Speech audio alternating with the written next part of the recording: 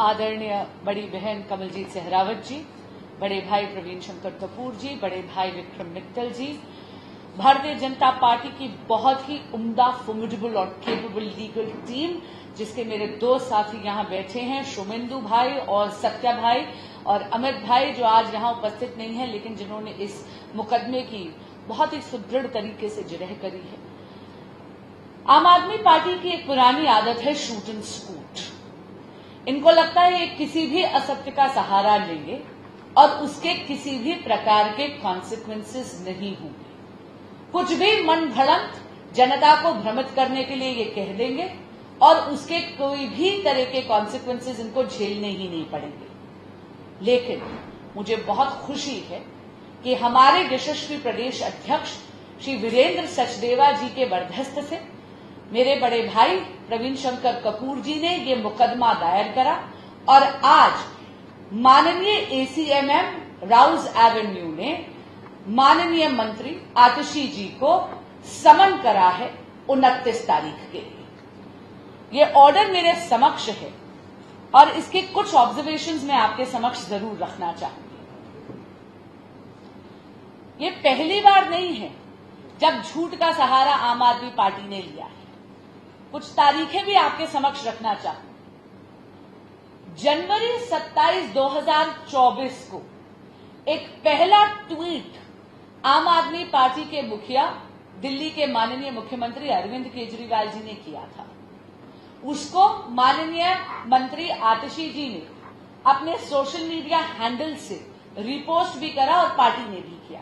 उसके संदर्भ में पैराग्राफ नंबर 16 में ऑनरेबल कोर्ट ऑब्जर्व करती है, in the considered view of this court are squarely illustration of defamatory comments and statements. इसका क्या अर्थ है? वो ये कह रही है कि कोर्ट के संज्ञान में जब ये बात आती है तो ये स्क्वेयरली डेफेमेटरी यानी मानहानि का मुकदमा इसमें बनता है। 27 जनवरी को जब उन्होंने ये मानहानि जैसी एक स्टेटमेंट या एक ट्वीट उन्होंने करा, उसके बाद दिल्ली प्रदेश भाजपा ने 30 जनवरी 2024 को ही एक पुलिस कंप्लेंट फाइल करी थी। मेरे मीडिया के बंधुओं को याद होगा कि जब पुलिस गई थी माननीय मुख्यमंत्री अरविंद केजरीवाल जी का दरवाजा खटखटाने और माननीय मंत्री आतिशी जी का भी दरवाजा खटखटाने, तो दोनों ने पुलिस के साथ कोऑपरेट करने से मना कर दिया था। दिल्ली भाजपा ने चैलेंज करा था कि यदि आप ऑपरेशन लोटस, जो आप इतनी कैलस तरीके से बोलते रहिए, नाम दीजिए ना, इसकी जांच होनी चाहिए, लेकिन न माननीय मुख्यमंत्री अरविंद केजरीवाल जी पुलिस के सामने आए, न माननीय मंत्री आतिशी जी आए। उसके बाद इन्होंने अनेका प्रेस कॉन्फ्रेंस करी, लेकिन एक बार भी नाम उजागर नहीं करे। उसके बाद 2 अप्रैल 2024 को माननीय मंत्री आतिशी जी ने एक प्रेस कॉन्फ्रेंस करी, जहां पर इन्होंने दोबारा ऑपरेशन लोटस जैसा घिनौना आरोप बिना किसी तथ्य के, बिना किसी सबूत के भाजपा पे लगाया। और तब बड़े भाई आदरणीय प्रवीण शंकर कपूर जी ने हमारे यशस्वी प्रदेश अध्यक्ष वीरेंद्र सचदेवा जी के बरदस्त से ये डेफेमेशन कंप्लेंट फाइल करी है। पैराग्राफ नंबर 18 में इस पूरे के पूरे दूसरे ट्वीट का और दूसरी प्रेस कॉन्फ्रेंस का संज्ञान लिया है, लेकिन मैं आपके समक्ष पैराग्राफ नंबर 25 पढ़ना चाहूंगी। ये कंक्लूजन है। It prima facie appears that the alleged accused number 1 यानी Atishi Marlena ji has made specific defamatory statements as aforementioned against the complainant. Further, it prima facie appears that the aforesaid defamatory statements made by the alleged accused number 1 has been sufficiently published in the electronic media, social media, which may make the right-thinking members of the society against the complainant. It appears that the alleged accused number 1, by her spoken words and by words which were intended to be read, have made defamatory imputations which prima facie have lowered the reputation of the complainant against the right-thinking members of the society, and the same has been made knowing and intending to harm the reputation of the complainant. Therefore, in view of the above discussion, there exists sufficient grounds to summon accused Atashi Marlena under Section 500 IPC. Accordingly, issue summons to accused Ms. Atashi Marlena for offence under Section 500 of the IPC on filing PF on the 29th of June 2024. ये वो order है और इस press वार्ता के बाद इस order की कॉपी मीडिया के सभी बंधुओं को हम दे देंगे। कृपया पैराग्राफ 25 को बहुत ध्यान से पढ़िएगा। आप सभी के माध्यम से मैं आम आदमी पार्टी के नेताओं को एक संदेश जरूर देना चाहूंगी कि ये जो आप असत्य का सहारा बार बार ले जाते हैं और आपको लगता है कि आपकी जवाबदेही नहीं बनती, ये सरासर गलत है। इस देश में एक न्याय प्रणाली है, इस देश में एक कानून है। आप बार बार भाजपा पे इस तरह की मानहानि जैसी स्टेटमेंट्स नहीं कर सकते, ऐसी डेफेमेटरी स्टेटमेंट्स नहीं कर सकते। और यदि आपको लगता है कि आप झूठ बोलकर मन घड़ंत आरोप लगाकर कुछ होगा नहीं, ये बिल्कुल गलत है। आपकी जवाबदेही बनती है और इस समनिंग ऑर्डर पर मैं कहूंगी सत्यमेव जयते। आतिशी जी को आकर अब कोर्ट के समक्ष अपना पक्ष रखना ही पड़ेगा। अगर सुनील मुखर्जी कुछ इसमें जोड़ना चाहें।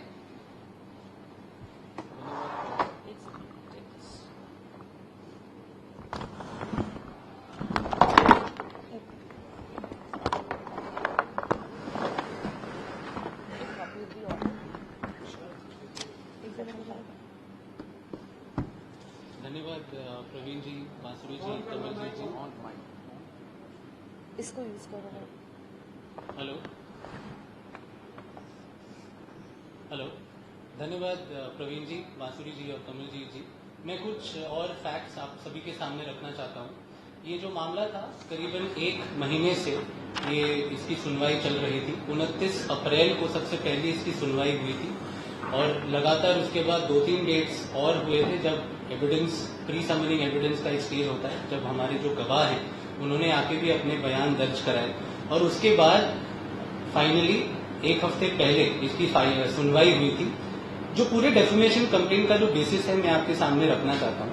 ये डेफेमेटरी क्यों बनता है और क्यों माना जाता है और क्यों हम कहते हैं कि सरासर झूठे बयान और झूठे स्टेटमेंट्स दिए गए हैं। जब जब ये कंप्लेंट में बड़ी साफ तरीके से हमने इस पे बयां किया है कि जब जब आम आदमी पार्टी के नेताओं पे, लीडर्स पे कुछ भी ऐसा आरोप लगता है, चाहे वो लिकर स्कैम हो, चाहे वो दिल्ली जल बोर्ड स्कैम हो, चाहे वो स्कूल क्लासरूम का स्कैम हो, तब तक उनकी ये कोशिश रहती है कि उन पब्लिक का जो अटेंशन है वो भटका दिया जाए, अटेंशन डाइवर्ट किया जाए, कोई मिसलीडिंग स्टेटमेंट्स, कोई ऐसा फिक्टिशियस फेक बयान आ जाए पब्लिक में जिससे कि मुद्दा ही भटक जाए। अब भी उन्होंने यही कोशिश करी। अक्टूबर में जब केजरीवाल जी को ईडी के समन्स गए थे, अक्टूबर से जनवरी उन कुछ महीने में जैसे 5 या 6 समन्स उनको गए थे, उन्होंने उसका कंप्लायंस नहीं किया। जनवरी में उनका पहला ये ट्वीट आता है और आतिशी जी उसको रिपोस्ट करती है। उसके बाद जब 1 अप्रैल को विजय नायर जो प्रमुख आरोपी है लिकर स्कैम में, उनका ये मीडिया रिपोर्ट में बयान आता है कि मैं तो रिपोर्ट केजरीवाल जी को नहीं करता था बट आतिशी जी और सौरभ भारद्वाज जी को करता था। तो उस 1 अप्रैल को जो ये स्टेटमेंट आता है मीडिया रिपोर्ट में विजय नायर का, उसके बाद इमीडिएटली 2 अप्रैल को आतिशी जी का नेक्स्ट अगला बयान आता है, अगला प्रेस कॉन्फ्रेंस आता है और उन्होंने कोई तथ्य नहीं दिए, कोई प्रूफ नहीं लगाया कि किसने इनको ये ऑफर किया था, किसने ऐसे बयान दिए हैं जिससे कि ये सिद्ध हो या प्रूव हो जाए कि ये जो उनका बयान था डेफेमेटरी नहीं है बट सच है, क्योंकि डेफेमेशन का डिफेंस होता है सच्चाई, ट्रूथ तो सामने आया नहीं है। और हमने अपने सारे जो तथ्य लगाए हैं, प्रेस कॉन्फ्रेंसेस लगाए हैं, जो स्टेटमेंट्स हैं हमारे विटनेसेस के, वो भी ये सिद्ध करता है कि ये जो आरोप जो लगे हैं वो सरासर prima facie case made out होता है और डेफेमेशन के लिए उनको समन्स किया जाता है। प्रवीण जी, धन्यवाद। आपके कोई प्रश्न हो तो? My question is to Basuri ji. Why is it that you are too proactive this time? This allegation has been going on, if you recall, for ages now, for more than 6-7 times, if I can recall my own. Why Because just before the election? Not before the elections. This is because they are habitual offenders. हम लोग सोच रहे थे कि राजनीतिक टिप्पणियां कर रहे हैं, लेकिन अगर आप असत्य का सहारा बार बार लेंगे तो कहीं ना कहीं आकर हमें भी कहीं ना कहीं तो आपको भी जवाबदेही के लिए जिम्मेदार ठहराना पड़ेगा. They are habitual offenders and they actually think that they can shoot and scoot and they will have absolutely no consequences. And this time that therefore we took a stance, and I'll tell you, we took a stance in January as well. The first defamatory statement, the tweet was made on 27th of January 2024. The first complaint was actually made on 30th of January 2024. It is Mananiya Atishi ji as well as the Honorable Chief Minister of Delhi who refused to cooperate with the investigating agencies. When they once again applied the same policy of shooting and scooting on the 2nd of April, that is when we took an action as well. So this is not that this time we took an action. We've taken an action every time. We've remained proactive every time. But like I said, they are habitual offenders. My only submission was that Saurabh Bhardwaj immediately sometime before that also made the same set of allegation and party never took a objection to it. Maybe you can reply either of you. Saurabh did not ever add on anything. Saurabh only retweeted or spoke what Arvind Kejriwal spoke. So when you go to the court, you can make somebody accused when he is using his own words. Retweeting does not necessarily confirm or come into the purview of defamation. So we decided, our advocates decided that the matter prima facie comes on Atishi because she said that I was approached. She said I was approached. And others had never said that I was approached. So I was approached, so you have to tell that who has approached you. So it is Atishi who is the prime accused.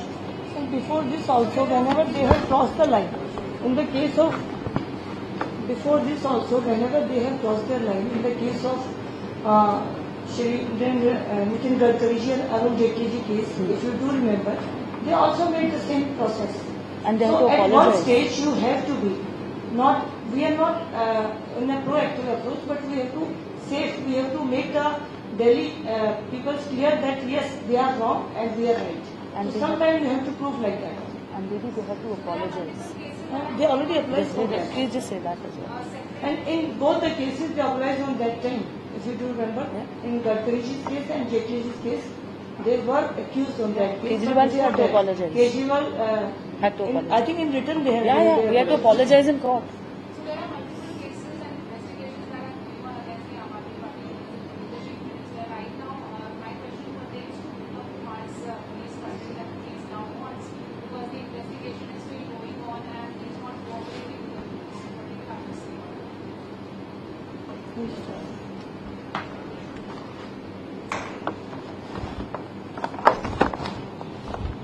On that particular case, I will not comment on the merits because the matter is such it is.